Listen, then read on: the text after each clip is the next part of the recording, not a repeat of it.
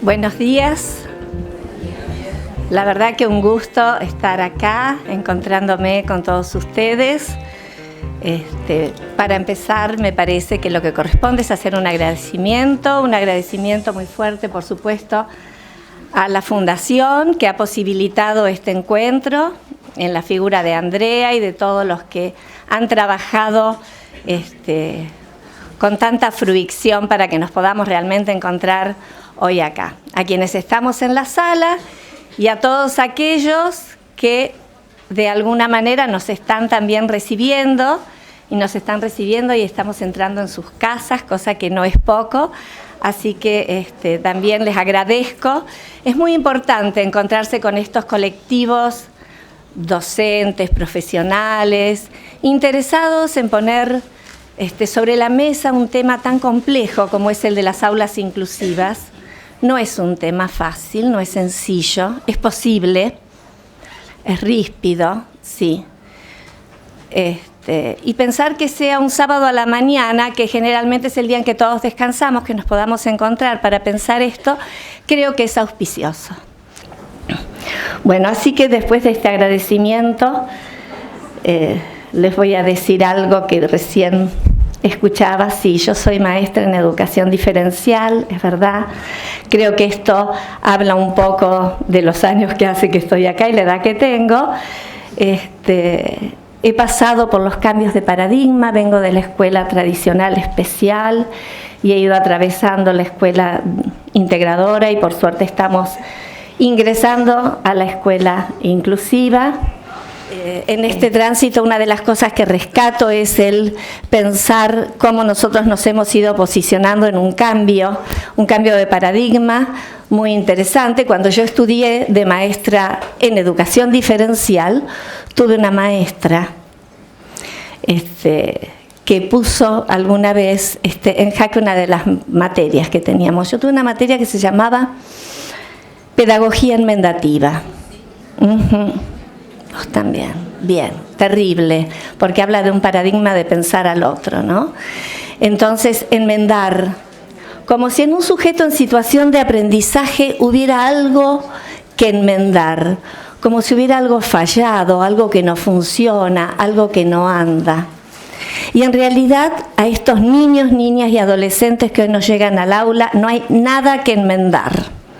Sí tenemos que acompañar, tenemos que andamiar, tenemos que mirar, escuchar, proponer para poder realmente construir aulas inclusivas. Y en este devenir un poco yo hoy pensaba, bueno, lo que preparé para traer, en realidad quiero que quede claro que no son recetas. Son propuestas que a nosotros nos han ayudado a pensar algunas respuestas a algunas preguntas, pero seguramente hoy con esto muchos se sentirán identificados y otros tendrán más preguntas, porque esto es algo que surge inevitablemente, el irse con más preguntas. Entonces a mí me parece interesante que nosotros intentemos avanzar en el tema y sostener estas preguntas. No son recetas, no son respuestas, sostengamos preguntas y creo que pensando en preguntas también sostengamos la pregunta: ¿por dónde está Santiago Maldonado? Dicho esto, voy a empezar a trabajar en esto de la construcción del aula inclusiva. Construcción del aula inclusiva que me parece muy interesante en este título, esto de pensar en el nivel inicial, primario y secundario. Esto es una construcción que, si bien está avalada de arriba hacia abajo, tiene que construirse de abajo hacia arriba. Como las grandes construcciones, las reales, las sólidas, llevan tiempo, marchas y contramarchas, y no tiene que ver con otra cosa que con la capacidad del sistema educativo para alojar en el aula a todos los alumnos. Todos los alumnos, sin distinción alguna. Sin distinción alguna, no nos detengamos a pensar en qué tipo de distinción, sino realmente alojar, cobijar, enseñar en el aula. En el devenir de las historias inclusivas, nosotros nos encontramos con grandes actores: la escuela especial, la escuela común, el nivel inicial, primario, secundario, los equipos. Todo esto es lo que de alguna manera se erige hoy como garante de que nadie se vaya de la escuela. Y sobre todo, lo voy a dejar planteado porque varios saben que es un tema que a mí hoy me ocupa, me preocupa y me convoca, que nadie se vaya de la escuela secundaria, que es un derecho al que arriba una nueva población, una población que muchas veces en la historia de su linaje personal, de su familia, nunca accedieron a esta instancia. Entonces, qué responsabilidad cobijar a estos alumnos y acompañarlos para que realmente puedan tener un tránsito efectivo. Lo digo en relación no solo a los pibes que vienen con proyectos de integración, que son los más cuidados en realidad dentro de la escuela, sino a todos aquellos que por primera vez en la historia de una familia pueden hoy llegar a la escuela no como un privilegio de escuela secundaria, sino como un derecho. Entonces, ¿qué es lo que hoy un poco nos convoca? Hoy a nosotros nos convoca el aula inclusiva, que aloje y que vea en la diversidad un valor educativo. Porque hoy tenemos una obligatoriedad, desde los 4 años hasta los 18, 20, algunos 21, según como haya sido su tránsito, los niños, niñas y adolescentes van a estar dentro de la escuela. Y esta escuela tiene la característica de la universalidad, o sea, todos, esto que hablábamos recién, sin distinción alguna, tenemos que garantizar los aprendizajes básicos comunes. Esto habla del, lo habrán escuchado varias veces, un ingreso irrestricto, pero no se limita a un ingreso irrestricto. Tiene que haber una permanencia de aprendizaje, no ficcional, no haciendo como si, no calentando una silla, sino una permanencia que realmente genere un aprendizaje, que yo vaya a la escuela y me lleve a algo nuevo, cada vez que voy, esto que hoy hablaba un poco Liliana, ¿no? Entonces, ¿cómo hacerlo? Yo creo que una de las formas de pararse ante este desafío es tomar la diversidad como un valor humano, por supuesto, pero como un valor educativo. Y al tomar la diversidad como un valor educativo, yo voy a hacer un paneo muy rápido, porque para que podamos hacer esto nosotros necesitamos hacer un cambio epistemológico, conceptual, ideológico. Tenemos el aval de lo legal. Tenemos una serie de leyes normativas, decretos en nuestro país que vienen trabajando desde hace años la posibilidad de claudicar con la escuela tradicional homogénea y abrirnos a una escuela amplia y plural. Ahí ustedes tienen el marco legal que empieza en el 93 con la Ley Federal de Educación, que ya habla en su momento de integración educativa, que progresa y habla de currículum abierto, currículum cerrado, los que son de educación especial, el año 98, con las necesidades educativas especiales, el acuerdo marco. Y así vamos avanzando, se suman a esto las nuevas miradas en torno a la discapacidad, la redefinición del concepto de discapacidad, la Ley de Educación Nacional, después de la Ley de Infancia, que marca tan claramente esto, ¿no? Y que viene como consecuencia de también aloja a las minorías que el INADI ha marcado como por fuera de la escuela. La verdad que hay un recorrido, si uno lo desmenuza, muy interesante, ¿no? Para llegar a la Ley de Educación Nacional, que habla de inclusión educativa y da un paso superlativo y nos propone dejar de hablar de necesidades educativas especiales y hablar de necesidades educativas. Entonces, con un marco referencial legal tan fuerte, nosotros nos preguntamos, ¿qué pasa que seguimos poniendo en la escena a la escuela tradicional homogeneizadora? ¿Qué nos pasa? Evidentemente, nos cuesta superar este mandato que ha sido un mandato homogeneizador, que se corresponde a un mandato de la modernidad, que poco tiene que ver con este momento, pero que al ser tan troncal dentro de la historia de la Argentina, cuesta correrse y empezar a pensar legalidades posibles para armar proyectos educativos con gestión sólida, y ahí pienso mucho en los cuerpos directivos, con gestión sólida que avalen la inclusión educativa como un trayecto genuino dentro de cada uno. Y cuando digo cada uno, pero todos.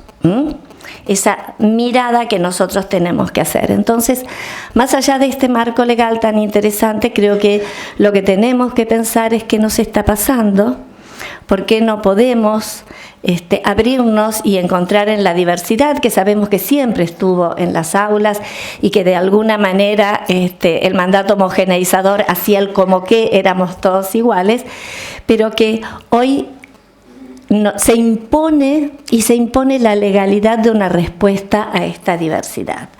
Entonces preguntarme qué es el otro para mí, qué es un alumno para mí y cuál es el derecho de este alumno que viene a recibir algo de este docente, ¿no? Dentro de este marco de transferencia del que hablaba hoy Liliana. Entonces, pensar la diversidad como un valor educativo, y cuando digo pensar la diversidad, fíjense que acá he puesto necesidades educativas, ¿no es cierto? Cuando hablábamos de la escuela integradora, hablábamos de necesidades educativas especiales, que llegan a nuestro país a 20 años de haber sido enunciadas, llegan en el año 98, pero fueron enunciadas en el año 78. No es en vano que hayan transcurrido 20 años sin que esto entre, por una cuestión lógica, corresponde a una dictadura que, mientras que el país nuestro estaba en el Mundial de Fútbol, siempre lo digo, en el año 78, se enunciaba el concepto de necesidades educativas especiales en el informe Warnock.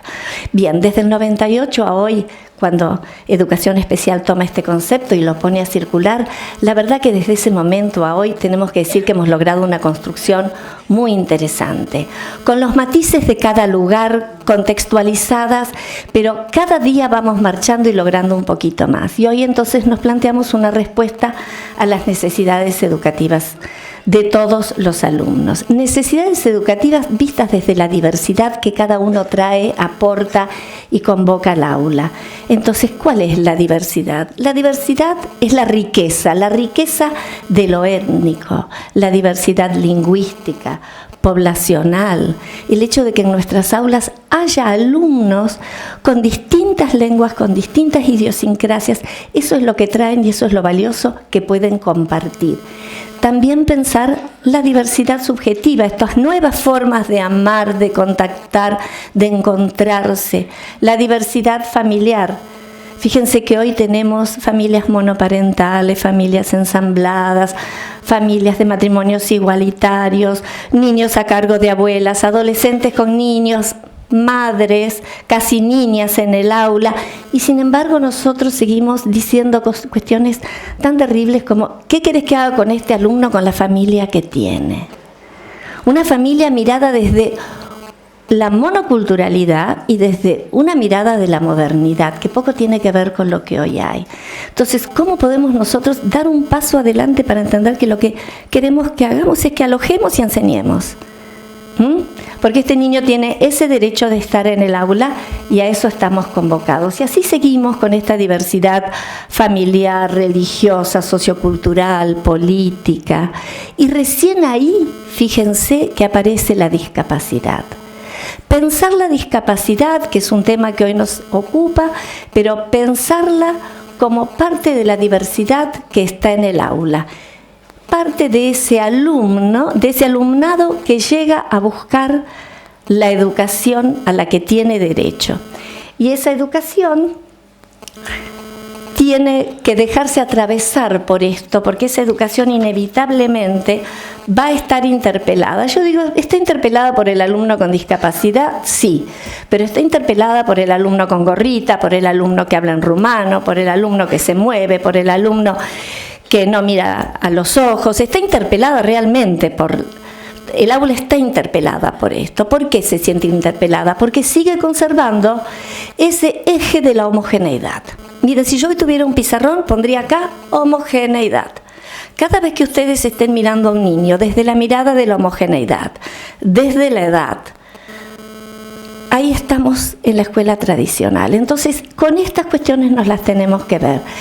Sí, es verdad, un alumno con discapacidad plantea un desafío, porque plantea algo en relación a ese mandato homogeneizador del hombre racional de la modernidad y porque de alguna manera pone en jaque todo lo que se lleva a la escuela. Las fotocopias todas iguales, el hecho de pensar que todos van a aprender al mismo tiempo y además porque en nuestra cabeza estamos acostumbrados a pensar desde el déficit, desde la mirada rehabilitatoria, desde qué le falta a este alumno para ser alumno de cuarto grado, qué le falta a este para ser alumno de segundo, en vez de poder pensar, este es mi alumno de cuarto que sabe este es su punto de partida y desde aquí vamos a avanzar y vamos a progresar.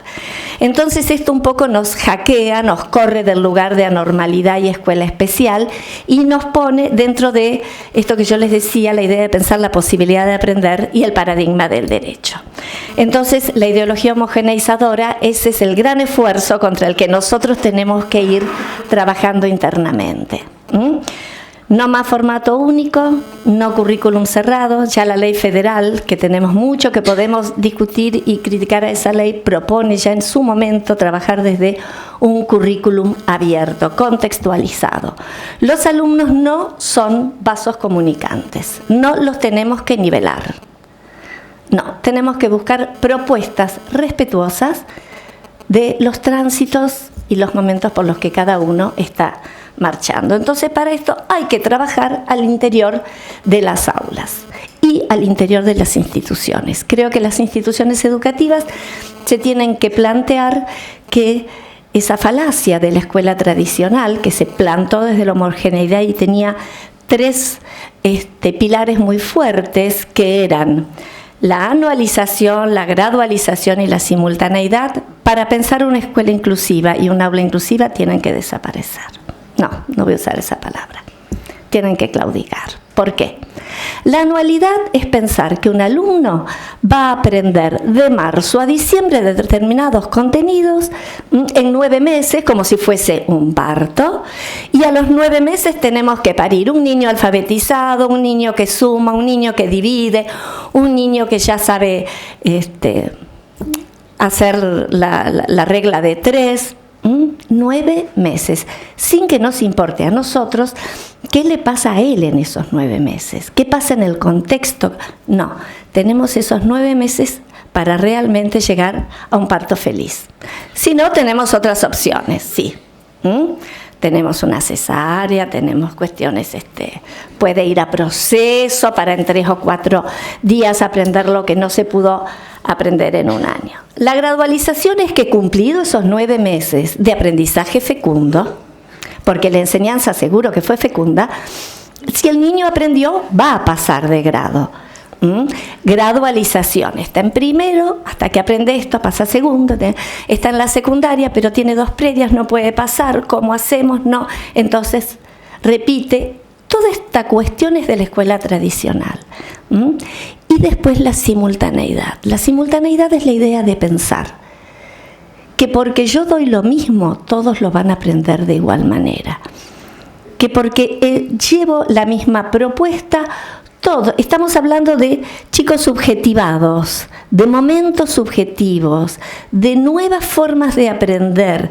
Estamos respetando posturas psicológicas muy fuertes que nos avalan a pensar que estas cuestiones no tienen que ver con las edades cronológicas, sino con tiempos subjetivos. Sin embargo, pretendemos simultaneidad en los procesos de aprendizajes en el aula. Entonces, con todo esto es con lo que hay que trabajar a nivel institucional y hay que trabajar también dentro de la escuela y dentro de nosotros cada uno, personalmente.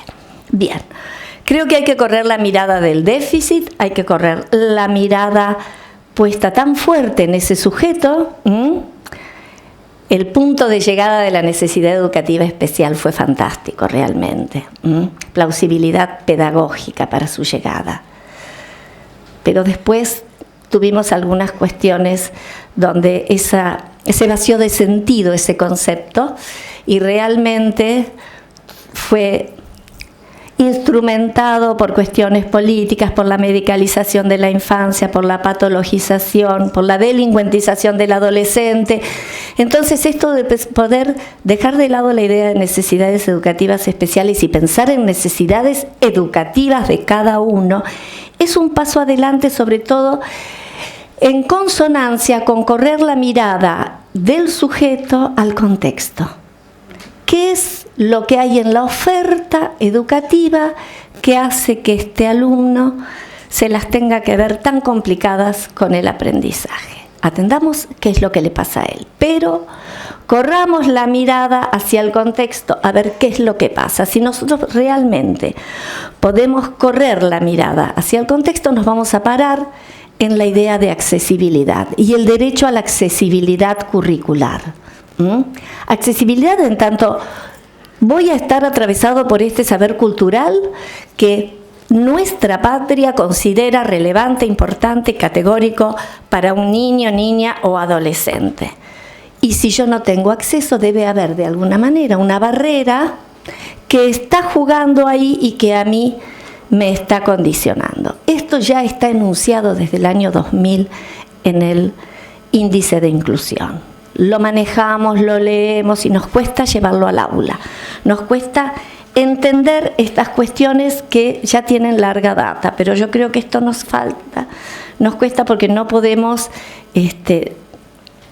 desprendernos de la idea de la escuela tradicional y la homogeneidad. Entonces, si nosotros vamos a analizar estas cuestiones de las barreras y el contexto, inevitablemente vamos a pensar en qué ajustes razonables hago en este contexto para habilitar a todos y a todas a que estén aprendiendo en el aula. ¿Cómo? ¿Cómo? Pensando, primero, voy a volver atrás, en lo último que aparece ahí, que no todo es un problema de aprendizaje. Cuando yo pienso que todo es un problema de aprendizaje, estoy cargando al niño como el responsable, de estar o de no estar, de permanecer o no permanecer, de desertar. ¿Cómo un niño puede ser responsable de una deserción?